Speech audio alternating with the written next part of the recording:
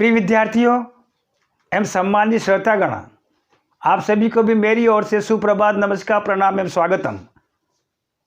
आज के व्याख्यान प्रस्तुतिकरण में बीएससी भाग प्रथम के समस्त विद्यार्थियों का हार्दिक अभिनंदन। प्रिय विद्यार्थियों, आज जिस विषय पर हम अपना व्याख्यान प्रस्तुत करने जा रहे हैं उसका शीर्षक है रासायनिक बलगतिकी, जिसको बीएससी भाग प्रथम के प्रश्न पत्र तृतीय से भौतिक रसायन विषय के रूप में चुना गया है। इकाई पंचम, पांचवी इकाई से रासायनिक बलगतिकी को चुना है। प्रिय विद्यार्थियों, सबसे पहले मैं आपका ध्यान इस ओर आकर्षित करना चाहूँगा कि सर्वप्रथम हम ये पांचवी जो इकाई, ये पंचम जो इकाई है, इस पंचम इकाई को हमने चुनाव अध्ययन के लिए, व्याख्यान के लिए क्यों चुना है? क्योंकि इकाई पंचम में रासायनिक बलगतिकी एक ऐसा रोचक टॉपिक है, विषय वस्तु है, शीर्षक है, जिसमें प्रयुक्त पद, परिभाषाएं, गणितीय सूत्र, पूर्व की, इसी प्रश्न पत्र की पूर्व की इकाई प्रथम, इकाई द्वितीय, इकाई तृतीय, इकाई चतुर्थ, चौथी इकाई के रूप में जो शीर्षक सम्मिलित है, विषय वस्तु सम्मिलित है, गणितीय अवधारणा है, ठोस है, द्रव है, गैस है, इन सभी में कहीं न कहीं पर उक्त पांचवी इकाई के महत्वपूर्ण परिभाषाओं को प्रयोग में लिया है। इसलिए सबसे पहले मैं पांचवी जो इकाई है बीएससी भाग प्रथम की रासायनिक बलगति को मैंने अपने व्याख्यान के रूप में चुना है। प्रिय विद्यार्थियों, श्याम पट्ट पर जो मैं यहाँ पर जो गुलाबी इंक की चौक जो प्रयोग में ले रहा हूँ, हिंदी भाषी विद्यार्थियों के लिए है, और पीले रंग वाली जो चौक में श्याम पट्टे पर लेखन सामग्री के रूप में प्रयोग में ले रहा हूँ, वो यहाँ पर अंग्रेजी भाषी माध्यम वाले विद्यार्थियों के लिए है। आइए सबसे पहले हम यहाँ पर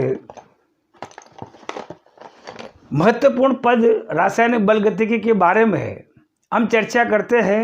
ये रासायनिक बलगतिकी जो इकाई पांचवी के रूप में चुना है, ये इकाई पांचवी जो है रासायनिक बलगतिकी क्या होती है, इसको समझने के लिए प्रिय विद्यार्थियों, हम घर पर जो घरेलू हमारे पास में किसी भी तरह का प्रिपरेशन होता है, खाने का निर्माण होता है, खाने के हम तैयार करते हैं, ऐसी स्थिति में क्रियाकारी के रूप में अंतिम जो खाना या नाश्ता हम तैयार करते हैं, ऐसी स्थिति में हम खाना बनाने में या कोई भी नाश्ता तैयार करने में हमें कई महत्वपूर्ण पदों से होकर के गुजरना पड़ता है, तब जाकर के हमें वो फाइनल और अंतिम जो खाना जो है हमें तैयार होता है। उसी तरह से हम यहाँ पर जो निर्माण करेंगे, रासायनिक केमिकली जो है प्रोडक्ट्स का, उत्पादों का, क्रियाफलों का निर्माण करेंगे। एक विशिष्ट उदाहरण मैंने श्याम पट्ट पर अंकित किया है कि रासायनिक बलगति की आवश्यकता क्यों हुई, रासायनिक बलगतिकी का भौतिक रसायन में क्या योगदान है। अभी ठीक पहले मैंने एक व्यावहारिक दृष्टांत देकर के बताया था कि घरों पर नाश्ता, खाना और किसी भी तरह का जो है खाद्य सामग्री का हम तैयार करते हैं, उसको पकाते हैं, उसको बनाते हैं। ऐसी स्थिति में अंतिम जो फाइनली जो खाने योग्य जो हमारे पास में जो भी नाश्ता या खाद्य सामग्री जो खाना पक करके बन करके तैयार होता है, ऐसी स्थिति में हम खाने को जो है बनाने के लिए कई तरह के पथों से क्रियाविधि के से दौर से गुजरती है, तब जाकर के अंतिम हमें जो खाना जो है प्राप्त होता है।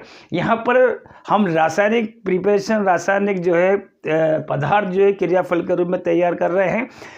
इसको समझने के लिए, रासायनिक बलगतिकी को समझने के लिए श्याम पट्ट पर जो है मैंने एक महत्वपूर्ण उदाहरण अंकित किया है, एक लिखा है, जिसमें 1 मोल नाइट्रोजन 1 मोल ऑक्सीजन से क्रिया करके नाइट्रिक ऑक्साइड के 2 मोल बनाते हैं अकार्बनिक और कार्बनिक रसायन में। हज़ारों की तादाद में अभिक्रियाएँ हैं, अलग अलग प्रकृति की अभिक्रियाएँ हैं। तो ऐसी स्थिति में जब क्रियाकारक और क्रियाफल हम आपस में लेते हैं तो अंतिम जो फाइनल जो उत्पाद जो क्रियाफल होता है वो प्राय श्याम पट्टे पर उक्त अभिक्रिया को देखने से ऐसा प्रतीत होता है कि जैसे हमने 1 मोल नाइट्रोजन का और 1 मोल ऑक्सीजन का मिलाया और त्वरित ही जो है नाइट्रिक ऑक्साइड के 2 मोल का निर्माण हो गया है। ऐसा नहीं होता। कंप्लीट पूर्ण रूप से नाइट्रिक ऑक्साइड को बनाने के लिए आप देखेंगे उक्त रासायनिक अभिक्रिया में कई तरह के पद, कई तरह के बंध टूटते हैं, कई तरह के बंध जो है बनते हैं और कई तरह की सांद्रताएं जो है इसमें प्रयोग में ली जाती है। सांद्रताएं घटती है, उसके बाद सांद्रताएं जो बढ़ती है। इसको मैंने T बराबर 0 पर प्रारंभ में A मोल जो है आप देखेंगे नाइट्रिक ऑक्साइड का प्रयोग में लिया है और B मोल जो है यहाँ पर ऑक्सीजन का प्रयोग में लिया है। प्रारंभ में T बराबर 0 जो है आप देखेंगे नाइट्रोजन और ऑक्सीजन को मिलाने से पहले नाइट्रिक ऑक्साइड की जो सांद्रता का मान होता है T बराबर 0 समय पर जो होता है 0 होता है। आप देखेंगे जैसे अभिक्रिया संपन्न होती है, अभिक्रिया प्रोग्रेस की ओर जो अग्रसर होती है समय परिवर्तन के द्वारा आप देखेंगे नाइट्रोजन और ऑक्सीजन के यहाँ पर जो मौलों की संख्या है उसका मान जो है घटता जाता है, अर्थात नाइट्रिक ऑक्साइड का निर्माण होता जाता है। आप देखेंगे ये उक्ति जितने भी रासायनिक अभिक्रिया में आप देखेंगे चाहे स्ट्रॉन्ग जलक बटन हुआ हो, NH3HCl से भी क्रिया करके NH4Cl बनाते हो या कोई भी उदासीनीकरण की अभिक्रिया हो या कोई भी तनुकरण की अभिक्रिया हो या कोई भी हाइड्रोजनीकरण की अभिक्रिया हो, अपचयन की अभिक्रिया हो, SN1 की अभिक्रिया हो, SN2 की अभिक्रिया हो, इन तमाम समस्त या को उत्प्रेरक की अभिक्रिया तमाम अभिक्रियाओं में आप देखेंगे कि क्रियाकारक जिस तरह से हम किताबों में, नोट्स में, बुक्स में हमें जो देखने को मिलता है कि ऐसा प्रतीत होता है कि हमने क्रियाकारक जो है रासायनिक अभिक्रिया जो हमने प्रयोग में लिया और तुरंत जो नाइट्रिक ऑक्साइड बन जाता है, वस्तुतः ऐसा होता नहीं है। आइए इसी से संबंधित जो महत्वपूर्ण जो भौतिक रसायन की जो शाखा है वो रासायनिक बलगतिकी कहलाती है। श्याम पट्टे पर जो है मैंने इसकी परिभाषा लिखी है। रासायनिक बलगतिकी भौतिक रसायन की वह शाखा होती है जो यहाँ पर जो है क्रियाकारकों और क्रियाफलों के अभिक्रिया वेगों, क्रियाविधि, सांद्रता, समय के बारे में हमें बोध करवाती है, हमें उससे संबंधित जो है दिशा प्रदान करती है, जानकारी प्रदान करती है। भौतिक रसायन की ऐसी शाखा रासायनिक बलगतिकी कहलाती है। फिर से समझने का प्रयास करते हैं रासायनिक बलगतिकी क्या होती है।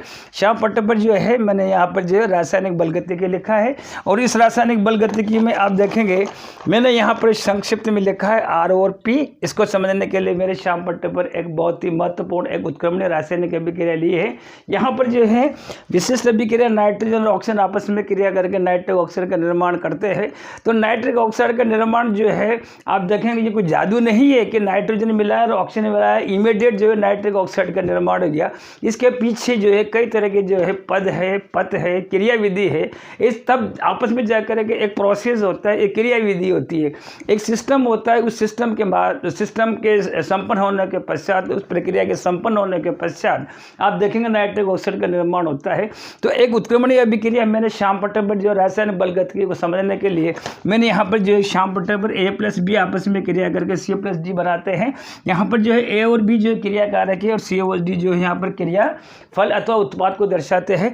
प्रिय विद्यार्थियों, मैंने यहाँ पर परिभाषा रासायनिक बलगतिकी लिखी है कि रासायनिक बलगतिकी भौतिक विज्ञान की वो शाखा है। संक्षेप में शॉर्ट में मैंने इसको लिखा है जिसमें क्रियाकारकों अथवा क्रियाफलों अथवा क्रियाफलों के रासायनिक अभिक्रिया के वेगों, रासायनिक अभिक्रिया के वेगों, क्रियाविधि, समय और सांद्रता के मध्य संबंध दर्शाती है। ऐसी भौतिक रसायन की शाखा जो है रासायनिक बलगतिकी कहलाती है। प्रिय विद्यार्थियों, आने वाले समय में हम आप एक बात विशेष तौर से ध्यान से देंगे। मैंने यहाँ पर जो है अभिक्रिया वेग जो है इसको जो है इस पर जो है बार बार जो मैं अपने आपका ध्यान केंद्रित करना चाहता हूँ।